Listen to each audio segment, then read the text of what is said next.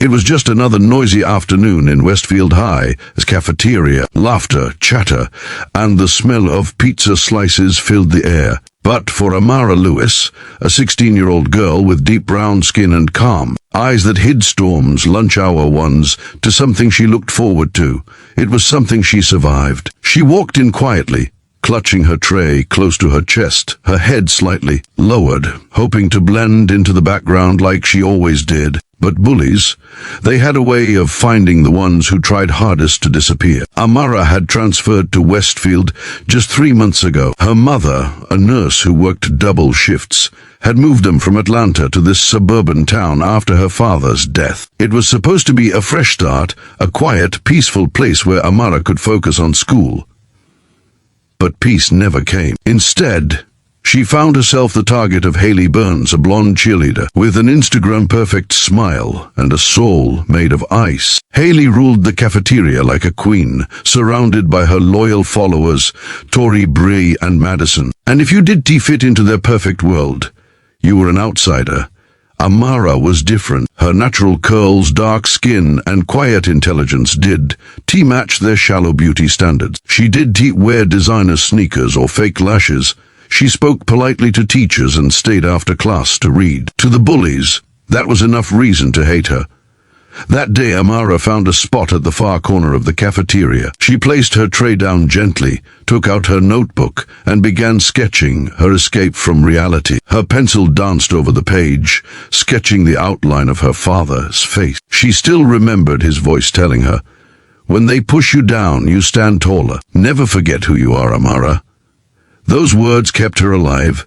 Across the room, Haley spotted her. "Look who, pretending to be smart again," she sneered, tossing her hair. "Should we go say hi?"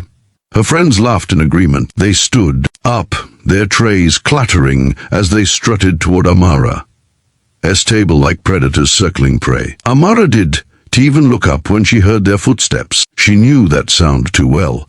That sharp click of expensive boots, that giggle before the insult. Her hand froze above her drawing. "Well, if it isn't Little Miss Quiet," Haley mocked, leaning over her. "What are you drawing?" "Oh, wait, let me guess. Another sad little doodle about your dead daddy?" The words sliced through Amara like glass. She froze. Her throat tightened. The cafeteria went silent as the insult echoed across the room. "Say something," Haley taunted. "Oh, wait, you never do." Amara closed her notebook slowly, trying to hold back tears. "Please," she said softly, "just leave me alone." "Leave you alone?" Bree chuckled. "Why? This is fun." Tori grabbed the notebook off the table and flipped through the pages. "Wow, she really drew this old dude like he's a superhero." She laughed cruelly. "He's probably rolling in his grave right now." Amara's eyes darkened, her breath trembling, but she said nothing. Then Haley stepped closer. "You think you are better than us because you are quiet, because teachers love you? You are nothing, Amara. You always be nothing." And before Amara could react, Haley's knee shot forward, slamming into Amara's tray. Food splattered across her clothes. The cafeteria gasped.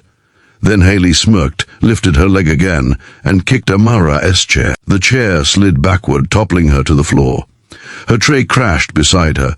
A slice of pizza stuck to her hair. The room erupted in laughter. Some students filmed it, others whispered. No one helped. Haley bent down, grabbed Amara's notebook, and tore a page out, the one with her father's drawing. She crumpled it and threw it in her face.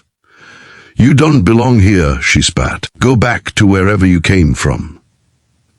Amara just stared at the floor. Her heart pounded like a drum. The laughter, the humiliation, the rage, it all mixed together inside her chest.